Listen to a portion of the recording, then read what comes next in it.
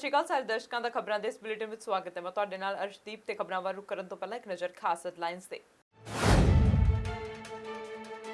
Trudeau ਵੱਲੋਂ ਖੇਤੀਬਾੜੀ ਉਦਯੋਗ ਲਈ $252 ਮਿਲੀਅਨ ਦੇ ਸਹਾਇਤਾ ਪੈਕੇਜ ਦਾ ਕੀਤਾ ਗਿਆ ਐਲਾਨ। ਟਰੂਡੋ ਦਾ ਬਿਆਨ ਕਿਹਾ ਕੋਰੋਨਾ ਵਾਇਰਸ ਅਨਿਸ਼ਚਿਤਤਾ ਦੇ ਵਿਚਕਾਰ ਸੰਘੀ ਬਜਟ ਲਈ ਕੋਈ ਸਮਾਂ ਰੇਖਾ ਨਹੀਂ।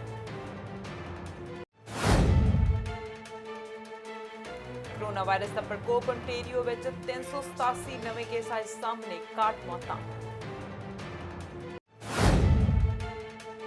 BC विच नवे COVID-19 केस घट के रह गए 8, पर सेहत अधिकारी ने 4 नवीं मौतां दी कीती पुष्टि। कोरोना वायरस के दौरान ट्रंप एरीजोना विच मास्क फैक्ट्री का कर रहे ने दौरा।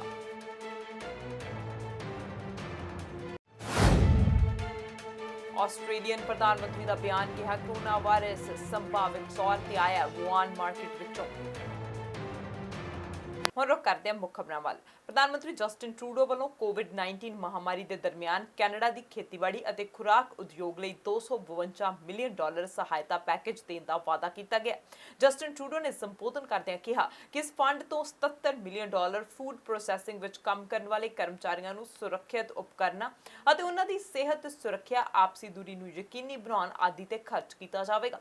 ਇਸ ਫੰਡ ਵਿੱਚ ਉਹਨਾਂ ਬੀਫ ਅਤੇ ਪੋਰਕ ਉਤਪਾਦਕਾਂ ਦੇ ਲਈ ਵੀ ਵਿਸ਼ੇਸ਼ ਰਾਸ਼ੀ ਰੱਖੀ ਹੈ ਜੋ ਮਹਾਮਾਰੀ ਦੇ ਚੱਲਦੇ ਆਪਣੇ ਪ੍ਰੋਡਕਟ ਵੇਚ ਨਹੀਂ ਸਕਦੇ। ਇਹ ਐਲਾਨ ਉਸ ਸਮੇਂ ਆਇਆ ਜਦੋਂ ਕੁਝ ਕਿਸਾਨ ਇਸ ਦੁਚਿੱਤੀ ਵਿੱਚੋਂ ਲੰਘ ਰਹੇ ਹਨ ਕਿ ਫਸਲਾਂ ਉਗਾਈਆਂ ਜਾਣ ਜਾਂ ਨਹੀਂ, ਅਤੇ ਕੁਝ ਹੋਰ ਇਹ ਫੈਸਲਾ ਨਹੀਂ ਕਰ ਪਾ ਰਹੇ ਕਿ ਮੀਟ ਪ੍ਰੋਸੈਸਿੰਗ ਪਲਾਂਟਸ ਦੀ ਘਟਾਈ ਗਈ ਸਮਰੱਥਾ ਦੇ ਕਾਰਨ ਉਹਨਾਂ ਨੂੰ ਆਪਣੇ ਪਸ਼ੂ, ਸੂਅਰ ਅਤੇ ਪੋਲਟਰੀ ਨੂੰ ਚੁਣਨਾ ਚਾਹੀਦਾ ਜੋ ਕਿ COVID-19 ਦੀ ਮਾਰ ਸਹਿਣ ਦੇ ਲਈ ਮਜਬੂਰ ਹਨ।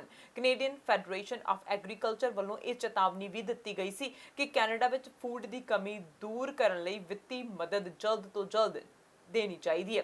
ਜੋ ਹਫ਼ਤੇ ਪਹਿਲਾਂ ਫੈਡਰੇਸ਼ਨ ਵੱਲੋਂ ਸਰਕਾਰ ਨੂੰ ਫੂਡ ਸਿਕਿਉਰਿਟੀ ਨੂੰ ਮੁੱਖ ਤਰਜੀਹ ਬਣਾਉਣ ਲਈ ਵੀ ਆਖਿਆ ਗਿਆ ਸੀ। ਇਹ ਵੀ ਆਖਿਆ ਗਿਆ ਸੀ ਕਿ ਕੈਨੇਡੀਅਨਸ ਦੀ ਸਿਹਤ ਦੀ ਹਿਫਾਜ਼ਤ ਤੋਂ ਬਾਅਦ ਦੂਜਾ ਨੰਬਰ ਫੂਡ ਸਿਕਿਉਰਿਟੀ ਦਾ ਹੋਣਾ ਚਾਹੀਦਾ ਤੇ ਹੁਣ ਟਰੂਡੋ ਵੱਲੋਂ ਇਹ ਰਾਸ਼ੀ ਦਾ ਐਲਾਨ ਕੀਤਾ ਗਿਆ ਹੈ। This crisis. This is money that they can use to purchase personal protective equipment for workers, adapt to health protocols, and support other social distancing measures. It will also help expand or adapt our processing capacity to increase the amount of Canadian products we make domestically. To help cattle and hog producers, we will launch a $125 million National Agri-Recovery Initiative. Farms and processing plants are raising more animals than the system can process into things like steak and bacon because of COVID-19. For many farmers, this crisis means that they have to keep animals for longer periods of time, and that can be expensive. So with this funding, we're giving extra help to beef and pork producers so that they can adapt to this crisis. This is an initial investment, and if we need to add more, we will. With hotels and restaurants closed, too much of certain types of food, like milk, butter, and potatoes, is being produced. While some donations have been made to food banks, we don't have the capacity right now to redistribute such large quantities of food. And some producers have no choice but to throw out their product. It's a waste of food and a loss of revenue for the people who worked so hard to produce it. To avoid this, we're launching a surplus food purchase program, starting with a $50 million fund. The government will buy large quantities of certain products at risk of going waste, say potatoes or poultry, and redistribute them to organizations addressing food insecurity. This will help ensure that our farmers are being compensated for their hard work and that our most vulnerable have access to fresh food during this crisis. Taken together, these measures represent a $252 million investment to support the people who keep our grocery stores stocked and our families fed. ਦੁਨੀਆ ਦੇ 23 ਦੇਸ਼ਾਂ ਨੇ corona ਨਾਲ ਨਜਿੱਠਣ ਲਈ ਕੁੱਲ 8 ਅਰਬ dollar ਦਾ ਐਲਾਨ ਕੀਤਾ ਹੈ। ਇਹ ਰਾਸ਼ੀ ਖੋਜ, ਇਲਾਜ ਅਤੇ ਕਰੋਨਾ ਦੀ ਤਿਆਰੀ ਤੇ ਖਰਚ ਕੀਤੀ ਜਾਵੇਗੀ। ਇੱਕ ਵਰਚੁਅਲ ਪਲੈਨਿੰਗ ਕਾਨਫਰੰਸ ਦੇ ਵਿੱਚ 23 ਦੇਸ਼ਾਂ ਨੇ ਆਪਣੀ ਵਿੱਤੀ ਸਹਾਇਤਾ ਦਾ ਐਲਾਨ ਕੀਤਾ। ਪ੍ਰਧਾਨ ਮੰਤਰੀ ਜਸਟਿਨ ਟਰੂਡੋ ਨੇ ਦੱਸਿਆ ਕਿ ਕੋਵਿਡ-19 ਵਿਰੁੱਧ ਵਿਸ਼ਵ-ਵਿਆਪੀ ਲੜਾਈ ਲਈ ਕੈਨੇਡਾ ਨੇ 850 ਮਿਲੀਅਨ ਡਾਲਰ ਦਾ ਨਿਵੇਸ਼ ਕੀਤਾ। ਕਾਨਫਰੰਸ ਦੀ ਮੇਜ਼ਬਾਨੀ European Union, Canada, France, Germany, Italy, Japan, Saudi Arab, Norway, Spain ਅਤੇ ਯੂਕੇ ਨੇ ਮਿਲ ਕੇ ਕੀਤੀ। ਅਮਰੀਕਾ ਵੱਲੋਂ ਇਸ ਵਿੱਚ ਕੋਈ ਵੀ ਯੋਗਦਾਨ ਨਹੀਂ ਪਾਇਆ ਗਿਆ। ਇਹ ਪ੍ਰੋਗਰਾਮ 3 ਘੰਟਿਆਂ ਤੋਂ ਵੱਧ ਸਮੇਂ ਤੱਕ ਚੱਲਿਆ ਸੀ। ਸ਼ਾਮਿਲ ਦੇਸ਼ਾਂ ਨੇ ਆਪਣੀ ਸਮਰੱਥਾ ਦੇ ਅਨੁਸਾਰ ਫੰਡ ਦੇਣ ਦੀ ਘੋਸ਼ਣਾ ਕੀਤੀ। ਯੂਰਪੀਅਨ ਯੂਨੀਅਨ ਅਤੇ ਨਾਰਵੇ ਨੇ ਸਭ ਤੋਂ ਵੱਧ ਰਕਮ ਦਿੱਤੀ। In the fight against COVID-19, our focus will always be here at home. But this is a global challenge. To keep Canadians safe and restart our economy, we need to defeat this virus not just within our borders, but wherever it will be found. That's how we'll beat COVID-19 for good. So just like we're coordinating our efforts across the country, we're collaborating with allies around the globe too. Earlier this morning, I joined leaders from other countries and from civil society and industry to work together on accelerating the global development of COVID-19 vaccines, treatments, and testing. We all share a common goal, ending this pandemic, and Canada is stepping up to do its part. Canada's contribution of over $850 million for the global fight against COVID-19 includes investments in Canadian and international research. At home, we're providing funding for everything from the University of Saskatchewan's Vaccine and Infectious Disease Organization for their work on vaccine development to Vancouver-based AbCellera for treatments. Right across the country, we're making sure that Canadians can keep leading. Our $850 million commitment also includes support for vaccine development through the Coalition for Epidemic Preparedness Innovations and the WHO's Solidarity Trial that helps hospitals share information on treatments. The more we cooperate, the more likely that we find a cure and find it quickly. And that's something we all want to see. Liberal party ਦੀ ਘੱਟ ਗਿਣਤੀ ਸਰਕਾਰ ਵੱਲੋਂ March ਦੇ ਅੰਤ ਵਿੱਚ ਆਪਣਾ ਪਹਿਲਾ budget ਪੇਸ਼ ਕਰਨ ਦੀ ਰਣਨੀਤੀ ਬਣਾਈ ਗਈ ਸੀ, ਪਰ ਕੋਵਿਡ-19 ਮਹਾਮਾਰੀ ਕਾਰਨ ਇਹ ਢਿੱਲੇ ਹੋ ਗਿਆ। ਪ੍ਰਧਾਨ ਮੰਤਰੀ ਜਸਟਿਨ ਟਰੂਡੋ ਤੋਂ ਜਦੋਂ ਇਸ ਸੰਬੰਧੀ ਸਵਾਲ ਕੀਤਾ ਗਿਆ ਤਾਂ ਉਹਨਾਂ ਆਖਿਆ ਕਿ ਉਹ ਪਾਰਦਰਸ਼ੀ ਤਰੀਕੇ ਦੇ ਨਾਲ ਕੈਨੇਡੀਅਨਸ ਦੀ ਮਦਦ ਕਰ ਰਹੇ ਹਨ ਤੇ ਸਭ ਕੁਝ ਲੋਕਾਂ ਦੇ ਸਾਹਮਣੇ ਹੈ। ਪ੍ਰਧਾਨ ਮੰਤਰੀ ਨੇ ਆਖਿਆ ਕਿ ਮਹਾਮਾਰੀ ਫੈਲੀ ਹੋਈ ਹੈ, ਹਾਲਾਤ ਅਸਾਧਾਰਨ ਹਨ ਅਤੇ ਅਰਥਚਾਰਾ ਪੂਰੀ ਤਰ੍ਹਾਂ ਖੁੱਲਣ ਬਾਰੇ ਕੁਝ ਨਹੀਂ ਕਿਹਾ ਜਾ ਸਕਦਾ। ਇਸ ਲਈ ਬਜਟ ਪੇਸ਼ ਕਰਨ ਬਾਰੇ ਵੀ ਕੋਈ ਤਰੀਕਾਦਾਨੀ ਨਹੀਂ ਜਾ ਸਕਦੀ। ਪ੍ਰਧਾਨ ਮੰਤਰੀ ਜਸਟਿਨ ਟਰੂਡੋ ਨੇ ਆਖਿਆ ਕਿ ਉਹਨਾਂ ਦੀ ਸਰਕਾਰ ਇਹ ਫੈਸਲਾ ਕਰਨ ਦੀ ਕੋਸ਼ਿਸ਼ ਕਰ ਰਹੀ ਹੈ ਕਿ ਕੀ ਉਹਨਾਂ ਨੂੰ 2020 ਬਜਟ ਕੋਰੋਨਾ ਵਾਇਰਸ ਮਹਾਮਾਰੀ ਕਾਰਨ ਤੇਜ਼ੀ ਨਾਲ ਬਦਲ ਰਹੇ ਆਰਥਿਕ ਹਾਲਾਤ ਦਰਮਿਆਨ ਪੇਸ਼ ਕਰਨਾ ਚਾਹੀਦਾ ਜਾਂ ਨਹੀਂ। ਇਸ ਹਫ਼ਤੇ ਕਈ ਪ੍ਰੋਵਿੰਸਸ ਵੱਲੋਂ ਆਰਥਿਕ ਗਤੀਵਿਧੀਆਂ ਉੱਤੇ ਲਗਾਈਆਂ ਗਈਆਂ ਕੁਝ ਪਾਬੰਦੀਆਂ ਸੁਖਾਲੀਆਂ ਕਰਨ ਦੀ ਤਿਆਰੀ ਕੀਤੀ ਜਾ ਰਹੀ ਹੈ। ਫੈਡਰਲ ਸਰਕਾਰ ਨੂੰ ਵੀ ਹੁਣ ਇਹ ਤੈਅ ਕਰਨਾ ਹੋਵੇਗਾ ਕਿ ਉਹ ਵਰਕਰਸ ਅਤੇ ਕਾਰੋਬਾਰਾਂ ਲਈ ਐਮਰਜੈਂਸੀ ਸਹਾਇਤਾ ਤੋਂ ਪਾਸੇ ਹੋ ਕੇ ਰਿਕਵਰੀ ਵਾਲੇ ਪੜਾਅ ਉੱਤੇ ਧਿਆਨ ਕੇਂਦਰਿਤ ਕਰੇ। ਲਿਬਰਲ ਸਰਕਾਰ ਵੱਲੋਂ ਬਜਟ ਲਈ ਅਸਲ ਸਕੈਜੂਲ 30 ਮਾਰਚ ਦਾ ਰੱਖਿਆ ਗਿਆ ਸੀ, ਪਰ ਕੋਵਿਡ-19 ਕਾਰਨ ਇਸ ਯੋਜਨਾ ਨੂੰ ਥੋੜੀ ਦੇਰ ਦੇ ਲਈ ਪਾਸੇ ਰੱਖਣਾ ਪਿਆ। ਆਪਣੀ ਰੋਜ਼ਾਨਾ ਕੀਤੀ ਜਾਣ ਵਾਲੀ ਨਿਊਜ਼ ਕਾਨਫਰੰਸ ਵਿੱਚ ਟਰੂਡੋ ਨੇ ਆਖਿਆ ਕਿ ਇਸ ਬਾਰੇ ਅਜੇ ਪੱਕੇ ਪੈਰੀਂ ਕੁਝ ਨਹੀਂ ਕਿਹਾ ਜਾ ਸਕਦਾ ਕਿ ਸਰਕਾਰ ਬਜਟ ਜਾਂ ਵਿੱਤੀ ਅਪਡੇਟ ਕਦੋਂ ਜਾਰੀ ਕਰੇਗੀ। ਉਹਨਾਂ ਆਖਿਆ ਕਿ ਮੌਜੂਦਾ ਅਸਥਿਰ ਹਾਲਤ ਕਾਰਨ ਹਾਲ ਦੀ ਘੜੀ ਕੁਝ ਵੀ ਆਖਣਾ ਸੰਭਵ ਨਹੀਂ ਹੈ। Extremely transparent with Canadians about the investments we're making in this unprecedented times, whether it's the billions of dollars in support for Canadian families across the country or measures that we're moving forward with to support small businesses. We have been announcing just about every single day, me here or ministers, what we're doing and sharing it with Canadians. A budget typically is an expression of what people can expect in the coming year, both in terms of how the economy is going to unfold, what sort of measures are going to be brought in. And in normal times, it's usually pretty accurate. Right now, we're in a situation where there is a tremendous degree of uncertainty as to what the economy could look like 6 months from now, what the economy could look like 3 months from now, what's going to happen in the coming weeks. So while we are continuing to be open and transparent, the reflections on at what point we might be able to present a budget or even just an economic update is ongoing. We will continue to keep everyone apprised of what we're doing and what we see see coming, and we'll continue to look for ways to share with Canadians. ਤੇ Montreal ਵਿੱਚ ਲੋਕਾਂ ਵੱਲੋਂ 2 5G towers ਨੂੰ ਅੱਗ ਲਗਾ ਦਿੱਤੀ ਗਈ ਸੀ। ਜਾਣਕਾਰੀ ਦੇ ਮੁਤਾਬਿਕ ਅੱਗ ਲਗਾਉਣ ਵਾਲੇ ਇਹ ਸਮਝਦੇ ਸਨ ਕਿ 5G ਟਾਵਰ ਦੇ ਨਾਲ ਕਰੋਨਾ ਵਾਇਰਸ ਫੈਲਦਾ ਹੈ। ਉਪ ਪ੍ਰਧਾਨ ਮੰਤਰੀ ਕ੍ਰਿਸਟੀਆ ਫਰੀਲੈਂਡ ਨੇ ਇੱਕ ਨਿਊਜ਼ ਕਾਨਫਰੰਸ ਦੇ ਦੌਰਾਨ ਆਖਿਆ ਕਿ ਗਲਤ ਜਾਣਕਾਰੀ ਬਹੁਤ ਖਤਰਨਾਕ ਹੁੰਦੀ ਹੈ। ਉਹਨਾਂ ਆਖਿਆ ਕਿ ਸਰਕਾਰ ਇਸ ਗਲਤ ਜਾਣਕਾਰੀ ਦੇ ਬਾਰੇ ਲੋਕਾਂ ਨੂੰ ਜਾਗਰੂਕ ਕਰ ਰਹੀ ਹੈ। ਉਹਨਾਂ ਦਾ ਕਹਿਣਾ ਹੈ ਕਿ ਜ਼ਰੂਰੀ ਹੈ ਕਿ ਲੋਕਾਂ ਨੂੰ ਸਹੀ ਜਾਣਕਾਰੀ ਦਿੱਤੀ ਜਾਵੇ। ਕ੍ਰਿਸਟੀਆ ਫਰੀਲੈਂਡ ਦੇ ਨਾਲ ਸਿਹਤ ਮੰਤਰੀ ਪੇਟੀ ਹਾਜਦੂ ਨੇ ਆਖਿਆ ਕਿ ਸਹੀ ਜਾਣਕਾਰੀ ਵੈਬਸਾਈਟ ਲਈ ਮੁਹੱਈਆ ਕਰਵਾਈ ਜਾ ਰਹੀ ਹੈ, ਪਰ ਬਹੁਤਾਤ ਵਿੱਚ ਕੈਨੇਡੀਅਨ ਹੁਣ ਸਮਾਰਟ ਹਨ, ਉਹਨਾਂ ਕੋਲ ਸਹੀ ਜਾਣਕਾਰੀ ਉਪਲਬਧ ਹੈ। Well, I'll start, and then my colleagues may want to chip in as well. The incident to which you refer is, of course, regrettable, and there have been similar incidents in other countries too. Of course, misinformation is especially dangerous at a time like this, when all of us are concerned, quite rightly, and when all of us are being asked to radically change our behaviors and radically change the way our daily lives operate. So it's a time of both heightened anxiety and tremendous change. And so disinformation can have a particularly pernicious effect. We as a government are working very hard to push back against that disinformation. I think that's why all of us are here right now.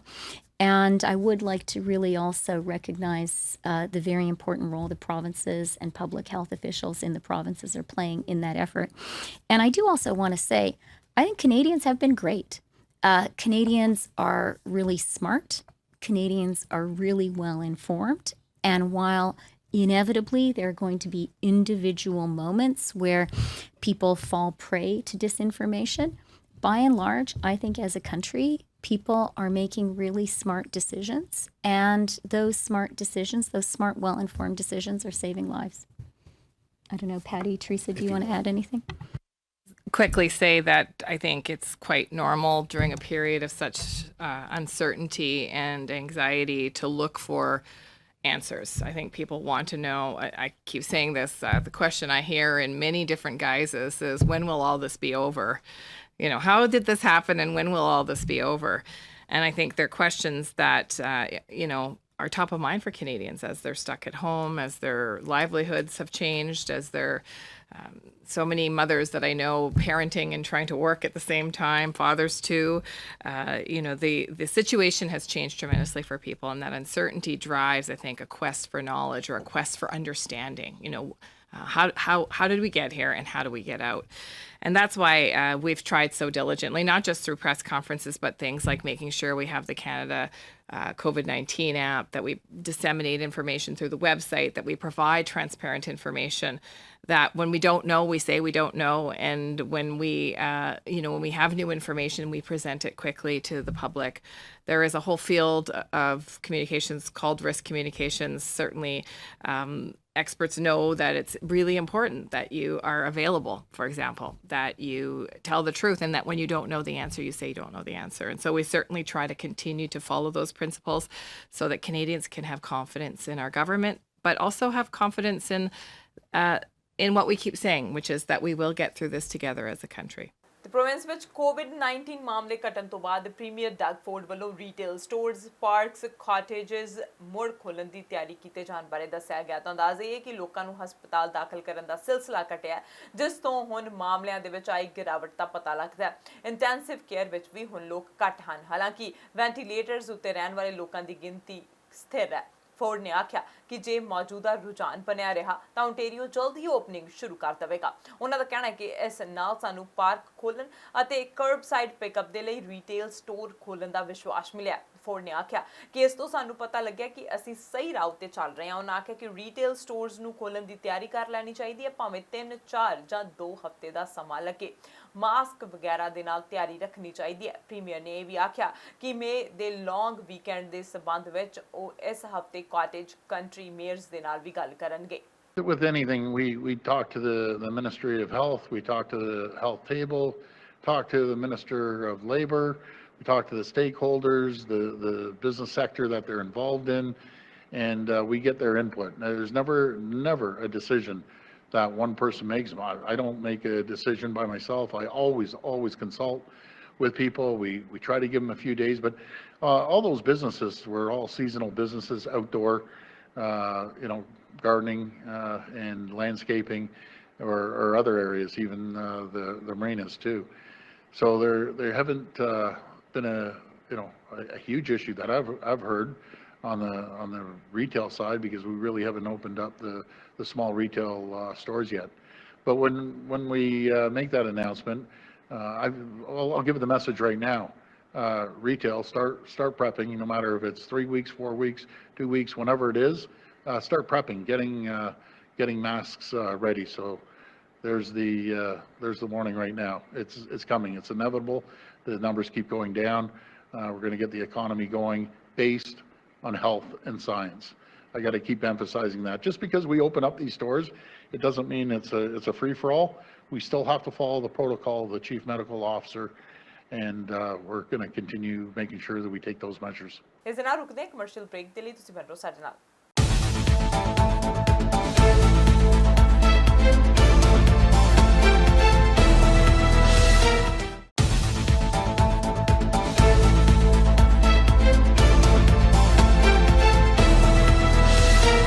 Break ਤੋਂ ਬਾਅਦ ਤੁਹਾਡਾ ਫਿਰ ਤੋਂ ਸਵਾਗਤ ਹੈ ਤੇ ਹੁਣ ਕਰਦੇ ਹਾਂ ਅਗਲੀ ਖਬਰ ਵੱਲ। ਉਧਰ ਓਨਟਾਰੀਓ ਦੇ ਸਿਹਤ ਵਿਭਾਗ ਦੇ ਮੁੱਖ medical officer doctor David Williams ਅਤੇ ਸਹਿਯੋਗੀ ਡਾਕਟਰ ਬਾਰਬਰਾ ਯਾਫੇ ਨੇ ਮੰਗਲਵਾਰ ਨੂੰ COVID-19 ਬਰੀਫਿੰਗ ਦੇ ਦੌਰਾਨ ਕੋਰੋਨਾ ਵਾਇਰਸ ਪ੍ਰਤੀ ਪ੍ਰਾਂਤ ਦੇ ਪ੍ਰਤੀਕਰਮ ਬਾਰੇ ਅਪਡੇਟ ਦਿੱਤੀ। ਯਾਫੇ ਨੇ ਦੱਸਿਆ ਕਿ ਉੱਥੇ 387 ਨਵੇਂ ਕੇਸਾਂ ਦੀ ਪੁਸ਼ਟੀ ਕੀਤੀ ਗਈ ਹੈ, ਜਿਨ੍ਹਾਂ ਨਾਲ ਕੇਸਾਂ ਦੀ ਹੁਣ ਕੁੱਲ ਗਿਣਤੀ 18,310 ਹੋ ਗਈ ਹੈ। ਇੱਥੇ 61 ਨਵੀਆਂ ਮੌਤਾਂ ਹੋ ਗਈਆਂ ਨੇ, ਜਿਨ੍ਹਾਂ ਨਾਲ ਮਰਨ ਵਾਲਿਆਂ ਦੀ ਗਿਣਤੀ 1361 ਹੋ ਗਈ ਹੈ। ਵਿਲੀਅਮਸ ਨੇ ਨੰਬਰਾਂ ਨੂੰ ਸਕਾਰਾਤਮਕ ਦੱਸਿਆ ਤੇ ਕਿਹਾ ਕਿ ਉਹਨਾਂ ਨੂੰ ਹੇਠਾਂ ਵੱਲ ਰੁਝਾਨ ਦੇਖਣ ਦੀ ਉਮੀਦ ਹੈ। ਪ੍ਰਾਂਤ ਵਿੱਚ 12,779 ਪੀੜਿਤ ਲੋਕ ਪੂਰੀ ਤਰ੍ਹਾਂ ਠੀਕ ਵੀ ਹੋ ਚੁੱਕੇ ਨੇ, ਜੋ ਪੁਸ਼ਟੀ ਕੀਤੇ ਕੁੱਲ ਮਾਮਲਿਆਂ ਦਾ ਤਕਰੀਬਨ 70% ਹਨ।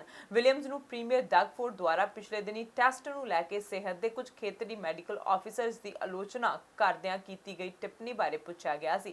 ਪਿਛਲੇ ਦਿਨਾਂ ਦੇ ਮੁਕਾਬਲੇ ਰੋਜ਼ਾਨਾ ਟੈਸਟਾਂ ਦੀ ਗਿਣਤੀ ਘਟ ਕੇ 10,654 ਰਹਿ ਗਈ ਸੀ। ਵਿਲੀਅਮਸ ਨੇ ਆਖਿਆ ਕਿ ਉਹ ਖੇਤਰੀ ਸਿਹਤ ਇਕਾਈਆਂ ਤੱਕ ਪਹੁੰਚ ਕਰ ਰਹੇ ਹਨ ਤਾਂ ਕਿ ਇਹ ਪਤਾ ਲਗਾਇਆ ਜਾ ਸਕੇ ਕਿ ਕੁਝ ਕਾਫੀ ਟੈਸਟ ਕਿਉਂ ਨਹੀਂ ਕੀਤੇ ਗਏ ਤੇ ਇਹ ਨਿਰਧਾਰਿਤ ਕਰਨ ਲਈ ਕੰਮ ਕਰ ਰਹੇ ਹਨ ਕਿ ਕੀ ਇਹ ਸਟਾਫਿੰਗ ਜਾਂ ਡੇਟਾ ਪ੍ਰਵਾਹ ਜਾਂ ਕਿਸੇ ਹੋਰ ਮੁੱਦੇ ਦਾ ਮਸਲਾ ਤਾਂ ਨਹੀਂ। Good afternoon.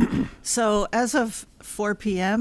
Yesterday, in the Integrated Public Health Information System, IFIS, we have a total of 18,310 confirmed cases of COVID-19 have been reported in Ontario.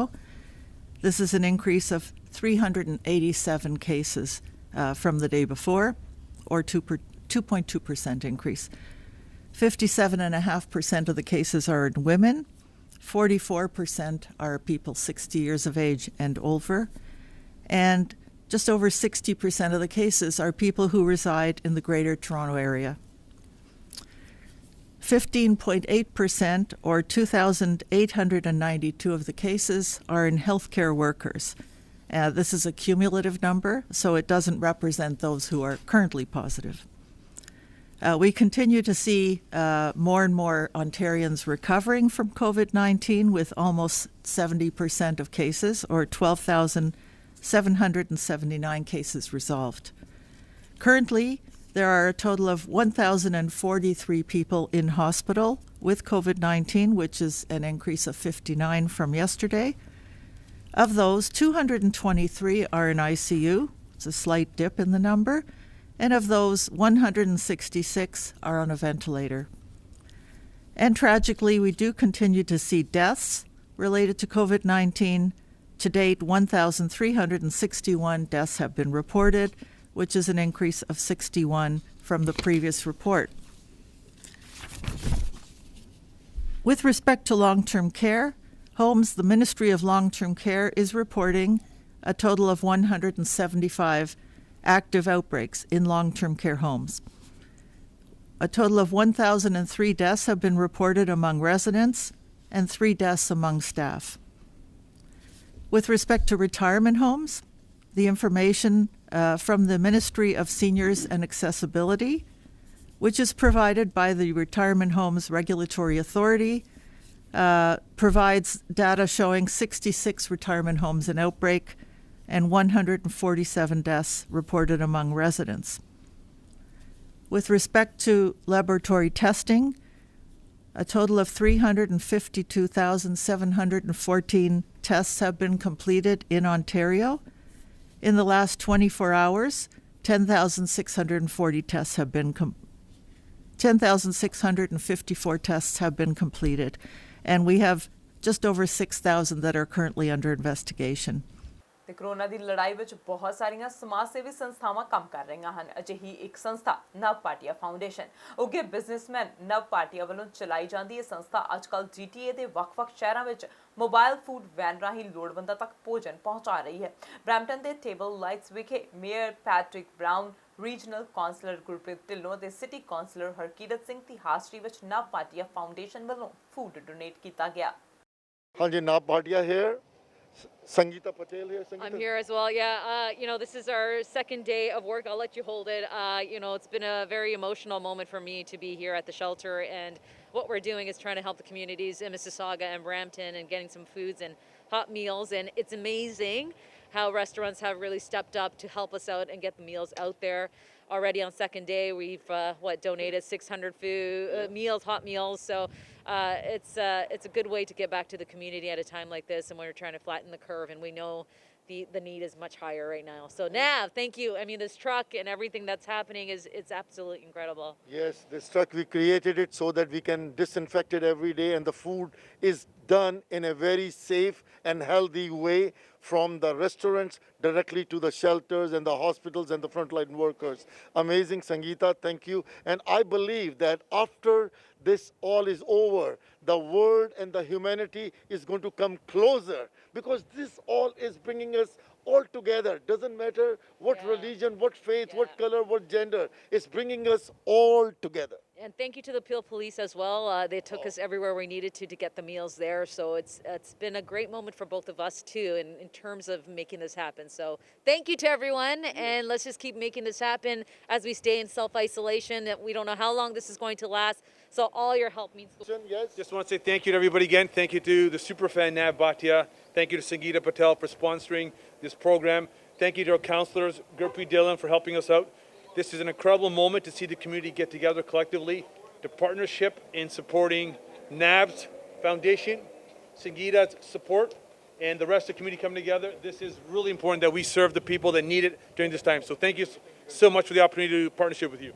Thank you very much. Thank you, guys. Stay safe and stay strong. Thank you. British Columbia ਵਿੱਚ ਮਈ 5 ਨੂੰ COVID-19 ਦੇ 8 ਨਵੇਂ ਕੇਸਾਂ ਦੀ ਪੁਸ਼ਟੀ ਹੋਈ ਹੈ। British Columbia ਸੂਬੇ ਵਿੱਚ COVID-19 ਦੇ ਨਵੇਂ ਕੇਸਾਂ ਦੀ ਪੁਸ਼ਟੀ ਹੋ ਜਾਣ ਦੇ ਨਾਲ ਹੁਣ ਇਸ ਮਹਾਮਾਰੀ ਤੋਂ ਪ੍ਰਭਾਵਿਤ ਵਿਅਕਤੀਆਂ ਦੀ ਕੁੱਲ ਗਿਣਤੀ 2232 ਹੋ ਗਈ ਹੈ। ਸਿਹਤ ਅਧਿਕਾਰੀ ਦੇ ਅਨੁਸਾਰ ਤਾਜ਼ਾ ਸਥਿਤੀ ਇਸ ਤਰ੍ਹਾਂ ਕਿ Vancouver coastal health 849, Fraser health region ਵਿੱਚ 1031, ਵੈਨਕੂਵਰ ਆਈਲੈਂਡ ਲਈ 124, ਅੰਦਰਲੇ ਹਿੱਸੇ ਲਈ 177, ਉੱਤਰੀ ਵੈਨਕੂਵਰ ਵਿੱਚ 51 ਵਿਅਕਤੀ ਕੋਰੋਨਾ ਵਾਇਰਸ ਤੋਂ ਪੀੜਤ ਹਨ। ਸੂਬੇ ਵਿੱਚ ਪਿਛਲੇ ਘੰਟਿਆਂ ਦੇ ਦੌਰਾਨ COVID-19 ਨਾਲ 4 ਹੋਰ ਵਿਅਕਤੀਆਂ ਦੀ ਮੌਤ ਹੋਣ ਨਾਲ ਮ੍ਰਿਤਕਾਂ ਦੀ ਕੁੱਲ ਸੰਖਿਆ 121 ਹੋ ਗਈ ਹੈ। ਇਹ ਜਾਣਕਾਰੀ ਸਾਂਝੀ ਕਰਦਿਆਂ ਸੂਬਾਈ ਸਿਹਤ ਅਫਸਰ ਡਾਕਟਰ ਬੋਨੀ ਹੈਨਰੀ ਨੇ ਦੱਸਿਆ ਕਿ ਹੁਣ 78 ਪੀੜਤ ਵਿਅਕਤੀ ਹਸਪਤਾਲਾਂ ਵਿੱਚ ਇਲਾਜ ਅਧੀਨ ਹਨ, ਜਿਨ੍ਹਾਂ ਵਿੱਚੋਂ 21 ਮਰੀਜ਼ਾਂ ਦੀ ICU ਵਿੱਚ ਦੇਖਭਾਲ ਕੀਤੀ ਜਾ ਰਹੀ ਹੈ। ਡਾਕਟਰ ਹੈਨਰੀ ਨੇ ਵੀ ਦੱਸਿਆ ਕਿ ਸੂਬੇ ਵਿੱਚ ਹੁਣ ਤੱਕ 1472 ਪੀੜਤ ਲੋਕ ਪੂਰੀ ਤਰ੍ਹਾਂ ਠੀਕ ਹੋ ਚੁੱਕੇ ਨੇ। Thank you and good afternoon. So for today, May the 5th, we have had only 8 new cases test positive today, bringing our total number of cases in British Columbia to 2,232. That includes 849 people in Vancouver Coastal Health, 1,031 in Fraser Health region, 124 people on Vancouver Island region, 177 people in Interior Health region, and 51 people in Northern Health. We continue to have active outbreaks in long-term care and in assisted living and acute care, and we have 22 active outbreaks right now, including one new long-term care facility outbreak, Evergreen House in Vancouver Coastal Health, and 2 new outbreaks in acute care units, one at Ridge Meadows Hospital and the other at the Richmond Hospital, both again in Vancouver Coastal Health. That brings our total number of people who are positive for COVID-19 in our healthcare system to 442, including 271 residents and 171 staff. On a positive note, however, we have 17 outbreaks that have been declared over in long-term care and assisted living, including one of our very first one, the Lynn Valley Care Centre outbreak is now officially over, and all of the people who were affected in that facility have recovered now, which is really great news. In addition, the MSA Manor outbreak and the outbreak at Hawthorne Park, Orchard Manor in Interior Health have been declared over. In terms of our community outbreaks, there continues to be 7 cases at the Fraser Valley Specialty Poultry. I understand that even though the investigation is ongoing, the inspection of the facility that was closed for a number of days, and the facility has put in the appropriate measures and has now reopened. Superior Poultry, we continue to have cases there with an addition of 1 case up to 55 and 35 cases at United Poultry. We're now at 134 cases. We continue to be at 134 at the Mission Federal Correctional Facility, including 121 inmates and 13 staff. And the outbreak investigations continue in all of those areas. We have now 78 people with COVID-19 who are in hospital in British Columbia, and of those, 21 are in critical care or ICU. Sadly, we have had an additional 4 people who have died from COVID-19 in the last day. 3 of those people in in the Fraser Health region, and 1 in Vancouver Coastal Health. And as always, our hearts and our thoughts go to the families and the caregivers and the communities of these people. We have 1,472 people who now have fully recovered from COVID-19 in British Columbia. Yesterday, we shared information on where we have been and where we may go in the coming weeks with COVID-19, with our pandemic here in British Columbia. And what I need to remind everybody is that we are not yet through this. We are, as I mentioned yesterday, very likely at the end of our beginning, but there's a long way to go for all of us, both here in BC, in Canada, and around the world right now. The orders and restrictions that we have put in place are still in place. So please don't start planning your play dates and expanding your bubble too soon. We need to hold the line right now. We still have outbreaks that are happening in our communities and in our long-term care and acute care facilities. Alberta ਹੁਣ ਗੈਰ ਜ਼ਰੂਰੀ ਨਿਰਧਾਰਿਤ ਸਰਜਰੀਆਂ ਨੂੰ ਸ਼ੁਰੂ ਕਰਨ ਜਾ ਰਿਹਾ ਹੈ। ਸਿਹਤ ਮੰਤਰੀ ਟਾਇਲਰ ਸ਼ੈਡਰੋ ਨੇ ਆਖਿਆ ਕਿ ਜਗ੍ਹਾ ਖਾਲੀ ਕਰਨ ਲਈ ਗੈਰ ਜ਼ਰੂਰੀ ਸਰਜਰੀਆਂ ਨੂੰ ਮੁਅੱਤਲ ਕਰਨਾ ਇੱਕ ਜ਼ਰੂਰੀ ਕਦਮ ਸੀ, ਕਿਉਂਕਿ ਅਲਬਰਟਾ ਦੇ ਸਾਰੇ ਸਿਹਤ ਖੇਤਰਾਂ ਨੇ ਕਰੋਨਾ ਵਾਇਰਸ ਦੇ ਨਾਲ ਲੜਾਈ ਸ਼ੁਰੂ ਕਰ ਦਿੱਤੀ ਸੀ। ਮੈਂ ਜਾਣਦਾ ਹਾਂ ਕਿ ਸਰਜਰੀਆਂ ਅਤੇ ਹੋਰ ਗੈਰ ਜ਼ਰੂਰੀ ਸਿਹਤ ਦੇਖਭਾਲ ਅਪਾਇੰਟਮੈਂਟਸ ਨੂੰ ਰੱਦ ਕਰਨ ਨਾਲ ਬਹੁਤ ਸਾਰੇ ਅਲਬਰਟਨ ਨਿਰਾਸ਼ਾਪੂਰਨ ਅਤੇ ਤਣਾਅਪੂਰਨ ਸਨ, ਜਿਨ੍ਹਾਂ ਵਿੱਚੋਂ ਬਹੁਤ ਸਾਰੇ ਪਹਿਲਾਂ ਹੀ ਇੱਕ ਮਹੱਤਵਪੂਰਨ ਪ੍ਰਕਿਰਿਆ ਦੇ ਲਈ ਲੰਮੇ ਸਮੇਂ ਤੋਂ ਇੰਤਜ਼ਾਰ ਕਰ ਰਹੇ ਸਨ। ਸ਼ੈਡਰੋ ਨੇ ਆਖਿਆ ਕਿ ਸਾਡੇ ਫਰੰਟਲਾਈਨ ਹੈਲਥ ਕੇਅਰ ਵਰਕਰਸ ਦਾ ਧੰਨਵਾਦ ਅਤੇ ਸਾਰੇ ਅਲਬਰਟਨਸ ਦੀ ਚੌਕਸੀ ਅਤੇ ਸਬਰ ਦਾ ਧੰਨਵਾਦ। ਅਸੀਂ ਕੋਵਿਡ-19 ਇਨਫੈਕਸ਼ਨਸ ਦੇ ਨਾਲ ਲੜ ਰਹੇ ਹਾਂ। ਅਲਬਰਟਾ ਸਰਕਾਰ ਨੇ ਦੱਸਿਆ ਕਿ ਵੱਡੀਆਂ ਅਤੇ ਮਾਮੂਲੀ ਸਰਜਰੀਆਂ ਉਹਨਾਂ ਖੇਤਰਾਂ ਵਿੱਚ ਸ਼ੁਰੂ ਹੋ ਜਾਣਗੀਆਂ ਜਿਨ੍ਹਾਂ ਵਿੱਚ ਹਸਪਤਾਲਾਂ ਦੀ ਸਮਰੱਥਾ ਹੈ ਅਤੇ ਜਿੱਥੇ ਕੋਵਿਡ-19 ਦੇ ਨਾਲ ਕੋਈ ਜੋਖਮ ਨਹੀਂ ਹੈ। ਜਿਨ੍ਹਾਂ ਮਰੀਜ਼ਾਂ ਨੂੰ ਸਭ ਤੋਂ ਵੱਧ ਸਰਜਰੀ ਦੀ ਜ਼ਰੂਰਤ ਹੈ ਅਤੇ ਜਿਨ੍ਹਾਂ ਨੇ ਸਭ ਤੋਂ ਵੱਧ ਲੰਮੇ ਸਮੇਂ ਲਈ ਇੰਤਜ਼ਾਰ ਕੀਤਾ, ਉਹਨਾਂ ਦੀ ਪਹਿਲਾਂ ਦੇਖਭਾਲ ਕੀਤੀ ਜਾਵੇਗੀ। 6 weeks ago, in the face of a growing number of cases of COVID-19 in our province, Alberta cancelled all non-urgent scheduled surgeries.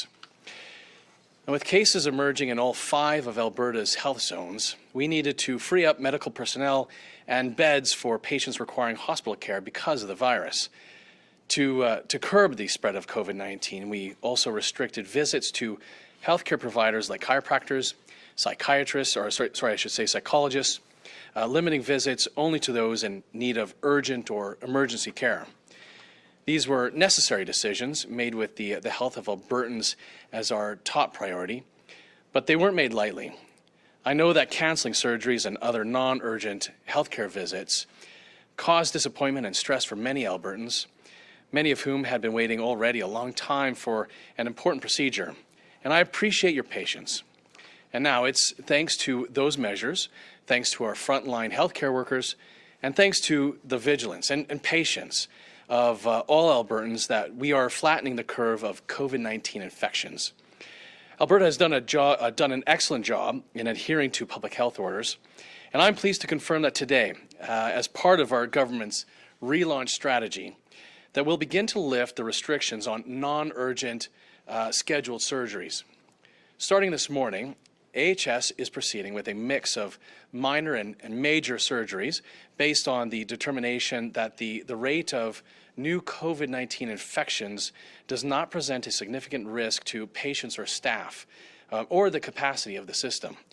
We'll take a carefully controlled and phased approach as we resume non-urgent surgeries.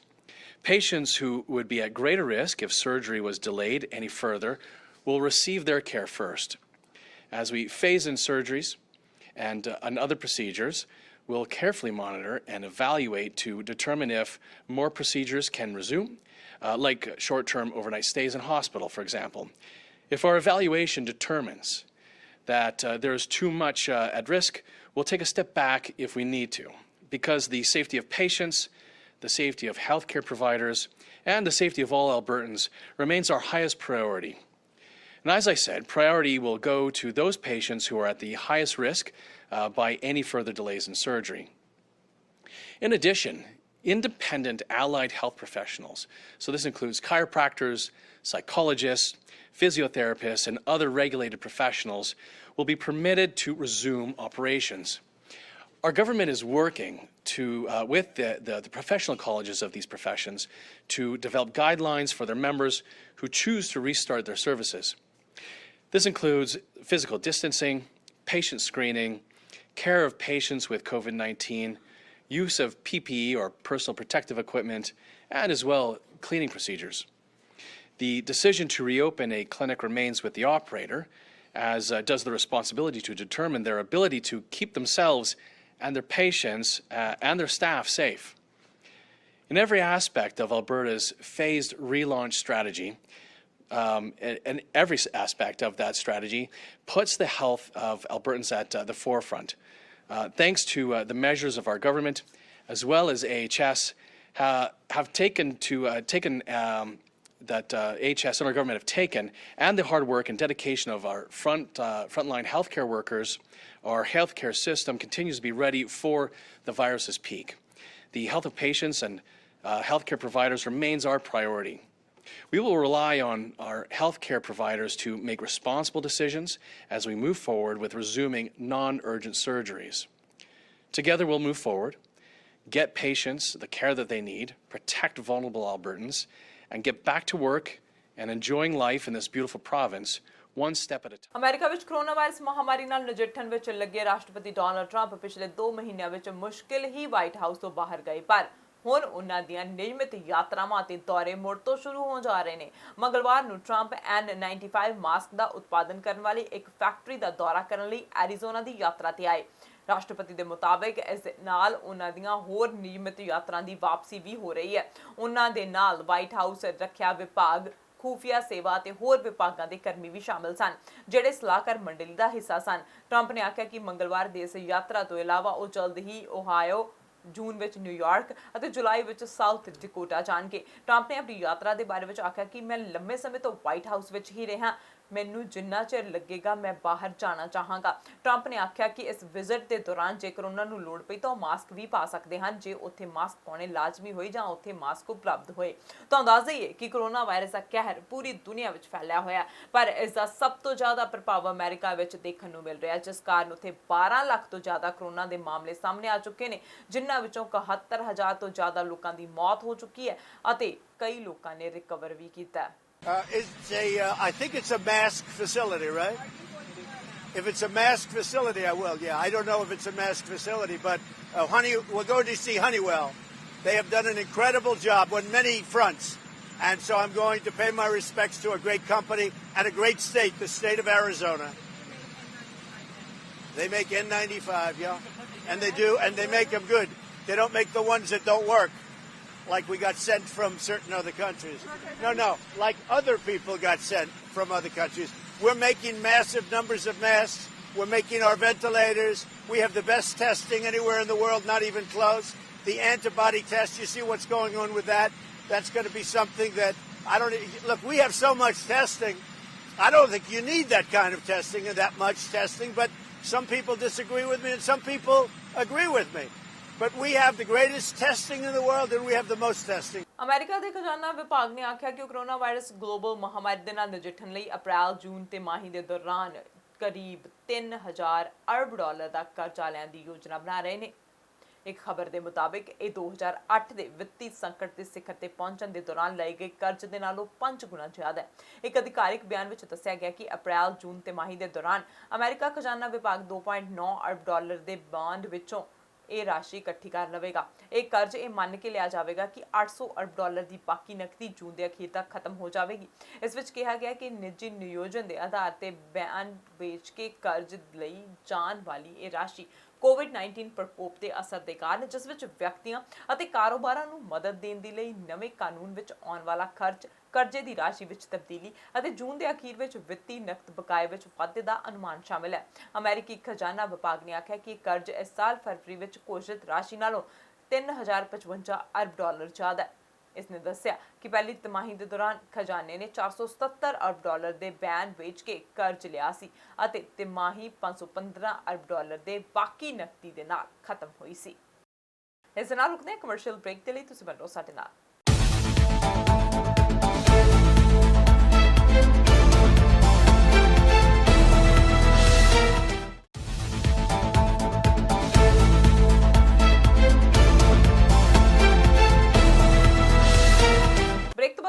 स्वागत है। हुण रुख करते हैं अगली खबर वाल। उधर अमेरिका विच कोरोना वायरस महामारी के केंद्र न्यूयॉर्क सूबे विच बंद पई अर्थव्यवस्था नूं फिर तो खोलण दी तैयारी शुरू कर लई गई है।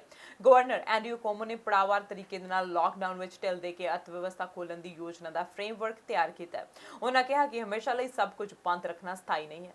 इस दौरान अमेरिकी सरकार की एक अंदरूनी रिपोर्ट के हवाले नाल चेतावनी भी दी गई है कि देश में अगले महीने तो महामारी ते खतरनाक खदशे हो सकते हैं। इस विच यह खदशा प्रगटाया गया कि 1 जून तो देश में रोजाना 3000 तो वध मौतां होणगीआं ते इन्फैक्शन के 2 लाख तो वध नवे मामले सामने आ सकते हैं। वाइट हाउस और अमेरिकी centre for disease control and prevention ने हालांकि इस तरह की किसी रिपोर्ट तो इनकार किया। इस रिपोर्ट ते CDC का ही लोग छिपे हुए ने। न्यूयॉर्क के गवर्नर ने पत्रकारों के नाल गलबात करते आख्या कि लोग सूबे नूं मुड़ खोलण बारे गल्लां कर रहे हैं।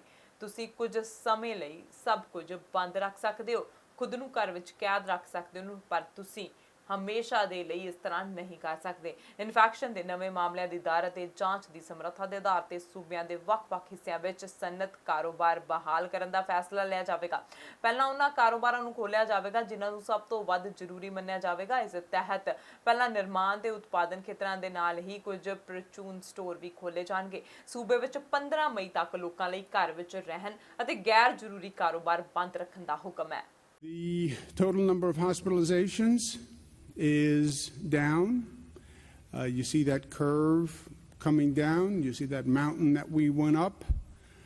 Now we're on the other side of the mountain. You start to see the shape of the mountain. Unfortunately, the decline from the mountain is not as steep as the incline, right? And the big question for us in New York and every state across the nation has been how fast and how low does that decline go, right? How fast does the decline actually happen? And what is the lowest level that the decline will reach? Unfortunately, you see that we were hoping for a quick up plateau at the top, which is what they talked about, but a fast decline. You see the decline is, again, not as steep as the incline. But it is a decline, and that's good news. The net change in total hospitalizations is down. Net change in intubations is down, and that's always good news. When a person is intubated, roughly 80% of the times there is not a good outcome. So the fact that the intubations is down is good news. And then the other end is how many new cases are coming in the door every day, how many new diagnoses in COVID cases. And that number is also declining. So not only are the number of people in hospitals coming down, but the number of new cases coming in the door is down. And that's good news because it had plateaued at about 900 statewide for a few days. But this number is down at 700, and that's a good number. I would take this with a grain of salt, as they say, because this is reporting from yesterday, which was a Sunday, and sometimes we get different results on the weekend. Remember, this whole reporting system is just been put in place. This never happened before. This is now every hospital in the state reporting every day for the first time. So it's a plus or minus across the board. This is the number that haunts me every day, and this number is not declining anywhere nearly as fast as we would like to see it decline. Still 226 New Yorkers who passed away. You look at that 1918 flu pandemic that they talk about, the places that opened too soon saw that flu come right back. And by the way, that flu was not one wave. That was 3 waves. First wave, second wave, third wave. Second wave was worse than the first wave.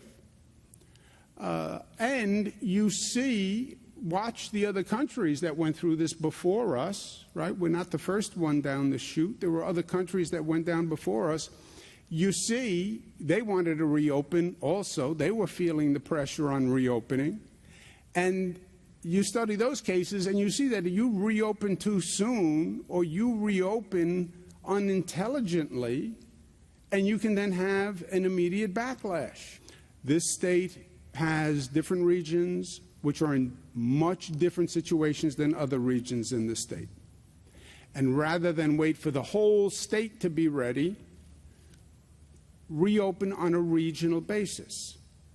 If upstate has to wait for downstate to be ready, they're going to be waiting a long time. So analyze the situation on a regional basis, okay? And you look at a region on 4 measures: the number of new infections, your healthcare capacity. If the infections goes too high, you overwhelm your health system. Now you're Italy with people on gurneys in a hallway because your hospital system can't handle it. Do your diagnostic testing so you're seeing how the infection is increasing or decreasing. And do the contact tracing, have that system in place so when you test and you find a positive, you trace the contacts from that positive person and you're isolating them to bring down the rate. And you do that on a regional basis. You open businesses first that are most essential and pose the lowest risk, okay? Most essential and the lowest risk. Phase 1, we're talking about construction, manufacturing, and select retail with curbside pickup. They are the most essential with the lowest risk. Second phase, professional services, retail, administrative support, real estate. Third phase, restaurant, food services, accommodation. Fourth, arts, entertainment, recreation, education. Remember, density is not your friend here. Large gatherings are not your friend. That's where the virus tends to spread. That's why those situations would be down at the end. And then we need businesses to also reimagine how they're going to do business and get ready to protect their workforce, to change their physical environment to the extent they need to, and to change their processes to make sure people can socially distance, people remain in a safe environment. We can tell you by region right now of those criteria that we went through, which ones are in place for which region. So which ones have the right hospitalization, the right testing regimen, the right contact tracing regimen, and which ones still have work to do in those areas. The pause order was stop all businesses, stay at home. That expires on May 15th. May 15th, regions can start to reopen and do their own analysis, but these are the facts that they have to have in place to do it.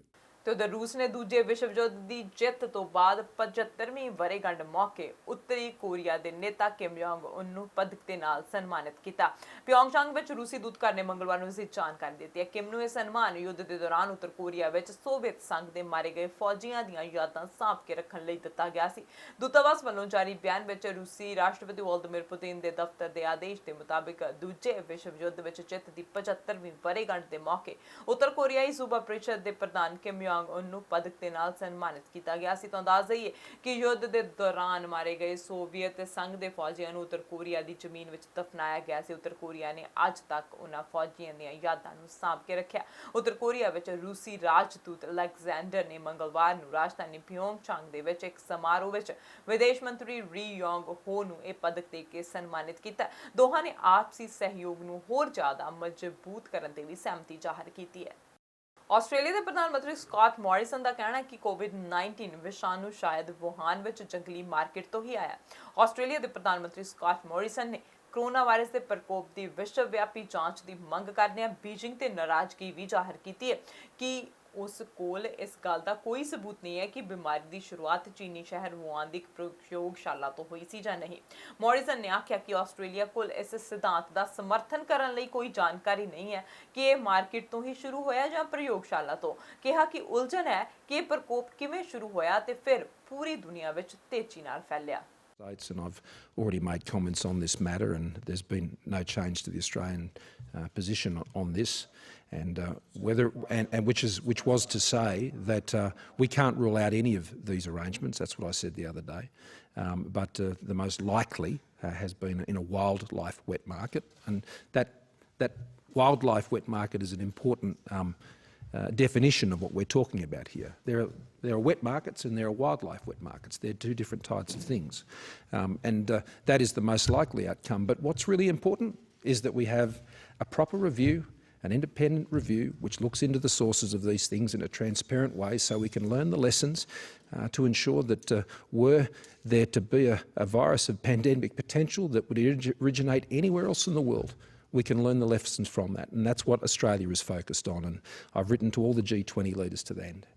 I don't want to express an opinion about it, I want to know, and I think the best way to arrive at that is what I've proposed, and as I said, I've written to all the G20 leaders this week, proposing exactly that process. I think it's on the 18th of May, the World Health Assembly will be meeting, and they'll be considering a proposal being put forward by the European Union. I spoke to Ursula about that last week. I've discussed that with Boris Johnson and many others, and I think there's good support for that motion. That's a good first step. It doesn't cover all the issues that I've been advocating, but I'll continue to advocate for those, and to do it in the global interests and in Australia's national interests. So that's where we're focusing our effort, how other nations choose to pursue those issues. ਤੇ Britain ਦੇ Dominic ਰਾਬ ਨੇ ਰੋਜ਼ਾਨਾ press briefing ਦੇ ਦੌਰਾਨ ਦੱਸਿਆ ਕਿ Britain ਦੇ ਕੋਰੋਨਾ ਵਾਇਰਸ ਦੀ ਮੌਤ ਦੀ ਗਿਣਤੀ 32000 ਤੋਂ ਵੱਧ ਕੇ ਯੂਰਪ ਵਿੱਚ ਸਭ ਤੋਂ ਵੱਧ ਹੋ ਗਈ ਹੈ। ਖੁਲਾਸਾ ਹੋਇਆ ਹੈ ਕਿ ਮੌਤ ਸਰਟੀਫਿਕੇਟ ਤੇ 32313 ਮੌਤਾਂ COVID-19 ਦੇ ਨਾਲ ਦਰਜ ਕੀਤੀਆਂ ਗਈਆਂ ਸਨ। ਹਾਲਾਂਕਿ ਜਿਵੇਂ ਕਿ ਅਧਿਕਾਰਿਕ ਗਿਣਤੀ 29427 ਤੱਕ ਪਹੁੰਚ ਗਈ ਹੈ।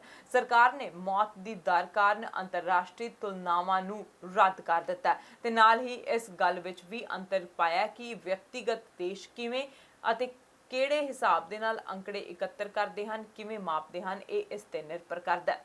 You can make the international comparisons you're suggesting at this stage. Not at least I don't think you can make them reliably.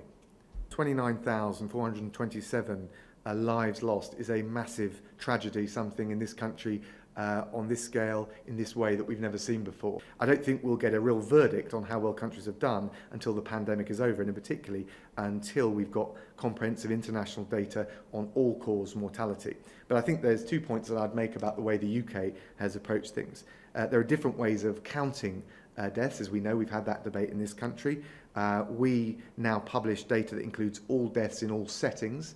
Not all countries do that, so I'm not sure that the international comparison works unless you reliably know that all countries are measuring in the same way. And it also depends on how good, frankly, countries are in gathering their statistics. We know that cyber criminals and other malicious groups are targeting individuals, businesses, and other organisations by deploying COVID-19 related scams and phishing emails. And that includes groups that in the cybersecurity world are known as advanced persistent threat groups, sophisticated networks of hackers who try to breach computer systems. And we have clear evidence now that these criminal gangs are actively targeting national and international organisations which are responding to the COVID-19 pandemic, which I have to say makes them particularly dangerous and venal at this time. Today, the UK's National Cyber Security Centre and the US Cyber Security and Infrastructure Security Agency have published a joint warning about these groups, and we've offered some advice on the cyber criminals and other actors who are seeking to exploit COVID-19 through malicious cyber activity. Our teams have identified campaigns targeting healthcare bodies, pharmaceutical companies, research organisations, and also various different arms of local government. Now, we expect this kind of predatory criminal behaviour to continue and to evolve over the coming weeks and months ahead, and we're taking a range of measures to tackle that threat. Australia ਦੇ ਰਾਸ਼ਟਰੀ ਮੰਤਰੀ ਮੰਡਲ ਦੀ ਬੈਠਕ ਵਿੱਚ ਸ਼ਾਮਲ ਹੋਣ ਤੋਂ ਬਾਅਦ New Zealand ਦੇ ਪ੍ਰਧਾਨ ਮੰਤਰੀ ਜਸਿੰਡਾ ਆਰਡਰਨ ਨੇ ਭਵਿੱਖ ਵਿੱਚ ਟਸਮਨ ਬਬਲ ਵਿੱਚ ਦੋਹਾਂ ਦੇਸ਼ਾਂ ਵਿਚਾਲੇ ਯਾਤਰਾ ਪਾਬੰਦੀਆਂ ਨੂੰ ਸੰਭਾਵਿਤ ਤੌਰ ਤੇ ਆਸਾਨ ਬਣਾਉਣ ਦੇ ਤਰਕ ਦੀ ਵਿਆਖਿਆ ਕੀਤੀ ਹੈ। ਹਾਲਾਂਕਿ ਆਸਟ੍ਰੇਲੀਆ ਤੇ ਨਿਊਜ਼ੀਲੈਂਡ ਦੋਹਾਂ ਨੂੰ ਕੋਵਿਡ-19 ਦੇ ਪ੍ਰਸਾਰ ਨੂੰ ਹੌਲੀ ਕਰਨ ਵਿੱਚ ਸਫਲਤਾ ਮਿਲੀ ਹੈ। ਆਰਡਰਨ ਨੇ ਅੱਗੇ ਆਖਿਆ ਕਿ ਦੇਸ਼ਾਂ ਦੇ ਵਿਚਾਲੇ ਯਾਤਰਾ ਦੁਬਾਰਾ ਸ਼ੁਰੂ ਹੋਣ ਤੋਂ ਪਹਿਲਾਂ ਬਹੁਤ ਸਾਰੇ ਕੰਮ ਕੀਤੇ ਜਾਣੇ ਬਾਕੀ ਹਨ। I've just come from a meeting of the Australian National Cabinet, a gathering of Australia's state and federal leaders to discuss our experience with COVID-19 on both sides of the ditch, what we can learn from one another, and how we might be able to work together as we recover from this pandemic. Australians and New Zealanders travel across the ditch more than they do anywhere else. New Zealand is Australia's second largest source of tourists after China, with 1.2 million visitors last year, and 1.6 million Aussies visited us. So we both stand to benefit from getting travel up and running again. Now, I'm very keen, of course, as I've always said, that the advantage we have of getting back in control of the virus has been to try and get back to some form of normality. International travel won't feel like that for some time, but if we can find a way to make it work with Australia, then that would give that sense of normality, if we can make it work. There are obviously within Australia still restrictions around domestic travel, and those are ultimately issues for Australia. I think simply the position that I would take on behalf of New Zealand is that when we feel comfortable and confident that we both won't receive cases from Australia, but equally that we won't export them, then that will be the time to move. The whole purpose of us discussing the possibility of having a bubble of sorts between us, a safe zone of travel, would be so that you wouldn't have to have a quarantine attached. I think everyone would acknowledge that it would be prohibitive. People just wouldn't travel if they had to stay on either side in quarantine for a 2-week period and have to do the same again when you return. But there is still a lot of work to be done before we can progress an idea like that, but it's obviously being floated because of the benefits that it would. ਇਹ ਸਨ ਅੱਜ ਦੀਆਂ ਖਬਰਾਂ ਪਰ ਜਾਣ ਤੋਂ ਪਹਿਲਾਂ ਇੱਕ ਨਜ਼ਰ ਫਿਰ ਤੋਂ ਹੈਡਲਾਈਨਸ ਤੇ। ਟਰੂਡੋ ਵੱਲੋਂ ਖੇਤੀਬਾੜੀ ਉਦਯੋਗ ਲਈ $252 ਮਿਲੀਅਨ ਦੇ ਸਹਾਇਤਾ ਪੈਕੇਜ ਦਾ ਕੀਤਾ ਗਿਆ ਐਲਾਨ। ਟਰੂਡੋ ਦਾ ਬਿਆਨ ਕਿਹਾ ਕੋਰੋਨਾ ਵਾਇਰਸ ਅਨਿਸ਼ਚਿਤਤਾ ਦੇ ਵਿਚਕਾਰ ਸੰਘੀ ਬਜਟ ਲਈ ਕੋਈ ਸਮਾਂ ਰੇਖਾ ਨਹੀਂ। ਕੋਰੋਨਾ ਵਾਇਰਸ ਦਾ ਪ੍ਰਕੋਪ ontario ਵਿੱਚ 387 ਨਵੇਂ ਕੇਸ ਆਏ ਸਾਹਮਣੇ 61 ਮੌਤਾਂ। BC ਵਿੱਚ ਨਵੇਂ COVID-19 ਕੇਸ ਘਟ ਕੇ ਰਹਿ ਗਏ 8 ਪਰ ਸਿਹਤ ਅਧਿਕਾਰੀ ਨੇ 4 ਨਵੀਆਂ ਮੌਤਾਂ ਦੀ ਕੀਤੀ ਪੁਸ਼ਟੀ। ਕੋਰੋਨਾ ਵਾਇਰਸ ਦੇ ਦੌਰਾਨ ਟਰੰਪ ਐਰੀਜ਼ੋਨਾ ਵਿੱਚ ਮਾਸਕ ਫੈਕਟਰੀ ਦਾ ਕਰ ਰਹੇ ਨੇ ਦੌਰਾ।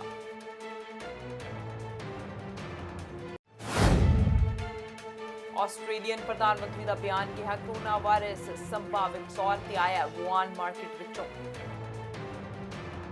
ਦੇਸ਼ ਦੁਨੀਆ ਦੀਆਂ ਤਾਜ਼ਾ ਖਬਰਾਂ ਲਈ ਤੁਸੀਂ ਬਣ ਰਹੋ ਸਾਡੇ ਨਾਲ। ਮੈਨੂੰ ਦਿਓ ਇਜਾਜ਼ਤ। ਸਤਿ ਸ਼੍ਰੀ ਅਕਾਲ।